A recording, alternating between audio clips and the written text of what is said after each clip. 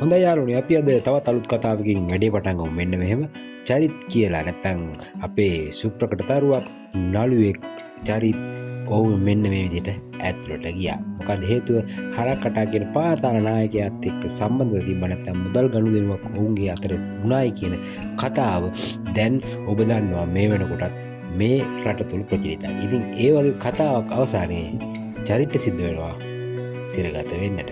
ඉතින් අපි ඒ ගැන නෙවෙයි අද අපේ විශේෂ සාකච්ඡාව. අපේ ආදරණීය තවත් චරිත් කෙනෙක් ගැන. ඒ කවුද මේ චරිත්? චරිත් අසලංක. චරිත් අසලංක කියන්නේ ලංකා ක්‍රිකට් කණ්ඩායමේ විටක නායකත්වයක් දරමින් විටක තරගයක වෙනස්කාරී ක්‍රීඩකයෙක්. නැත්නම් තරගයක් වෙනස් කරන්න පුළුවන් හොඳම ක්‍රීඩකයා චරිත්. මොකක්ද අපි මේ චරිත අසලංක ගැන කියන කතාව නැත්නම් කරන සාකච්ඡාව නැත්නම් කරන දැනුම් දීම. අතරම ඔහු කිව්වොත් ශ්‍රී ලංකා ක්‍රිකට් කණ්ඩායමේ විටක නායකත්වයෙන් දරූ දක්ෂ ක්‍රීඩකයෙක්. ඒ වගේම තරඟ වෙනස් කරන්නෙක් වශයෙන් හොඳ පිතිකරුවෙක් වශයෙන් හොඳ පන්දියවන්නෙක් වශයෙන් අද කතා තුන් ඉරියව්වලටම අන්න ක්‍රීඩකයෙක් කියලා. දේශපාලනඥයෙක් නැත්නම් මේ නළුවව. ඉතින් හිතවතුනි කියනවත් නෙවෙයි. අපේ ආදරණීය ODI ක්‍රීඩකයා චරිත් 84 සෙල්ලම් කරලා ඉනිමත් මේ චරිත සයන්ස් කරන කියන කතාව නැත්නම් ලකුණු 2000 කරන දෙයක් තිබෙනවා.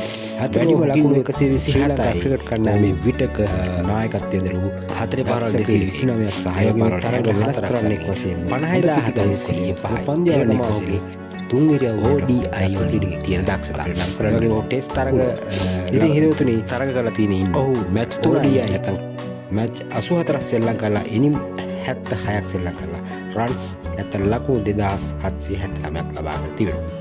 වැඩිම ලකුණු 127යි. ඔව් 4 පාරල් 229ක් සහාය පාරල් 64ක් සමගින් 56005යි. ඒක තමයි ඔහුගේ ODI වලින් තියෙන දක්ෂතාව. ඒ වගේම ඔහු ටෙස්ට් තරග කරලා තියෙන මැච් 3යි නැත්නම් තරග 3යි ඉනිම් 6යි රන්ස් 88යි ඔහුට ලබා ගන්න පුළුවන් වුණේ. ඔහු ටෙස්ට් අතර වැඩිය අපිට කතා බහට ලක් වෙන නෝල් ක්‍රීඩකයෙක්. T20 මැච් 76ක් ගහලා ඉනිම් 74යි ලකුණු 1456යි. වැඩිම ලකුණු 80 ඔහුගේ 4 පාරවල් ඔහු එල්ල කරලා තියෙනවා 4 පාරවල් 100ක් සහාය පාරවල් 68ක්. ඒ වගේම ඔහු 56ක් T20 තරඟවල ලබාගෙන තිබෙනවා. මේක තමයි ඔහුගේ දැනට තිබෙන දක්ෂතාවය. ඊට අමතරව ඔහු ODI රෑන්ක් වල 9 වෙනි ස්ථානයේ රැඳී සිටිනවා. නමුත් ඔහුට මේ දවස්වල තියෙන හේතුව මොකද්ද? කණ්ඩායමේ ඉවතට විසිරෙන ලකුණු අපිට දැනට කියන්න පුළුවන්. ඔහු මේ මෑත කාලයේ තරඟවලදී දක්ෂතා අතර හිටියේ නැති නිසා හිමෙන් මේ ෆෝමැට් තුනෙන්ම කෙමෙන් ඔහු කණ්ඩායමින් ඉවතට යන ආකාරයක් අපිට පේනවා.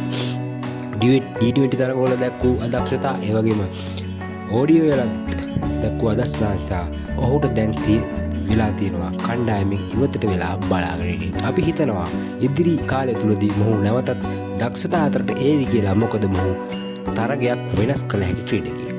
හොඳ දක්ෂතා අතර ඉන්න ක්‍රීඩකයෙක්. ඔහුට යම්කිසි පසුබෑමකට ලක් වුණා මේ ඉදිරි කාලෙ කිහිපය තුල. ඒ නිසා ඔහු ක්‍රිකට් ක්‍රීඩාවෙන් නැත්තම් මේ තරඟ වලින් ඉවත් වෙලා ඉන්නට වෙලා තියෙනවා. ඉතින් ඔය බලාපොරොත්තු වෙන ඉදිරි කාල තුලදී මොහු ශ්‍රී ලංකා කණ්ඩායමට නැවත ඇවිල්ලා දක්ෂ අතරට ඒවි කියන එක බලාපොරොත්තු අපි සමුගන්නවා.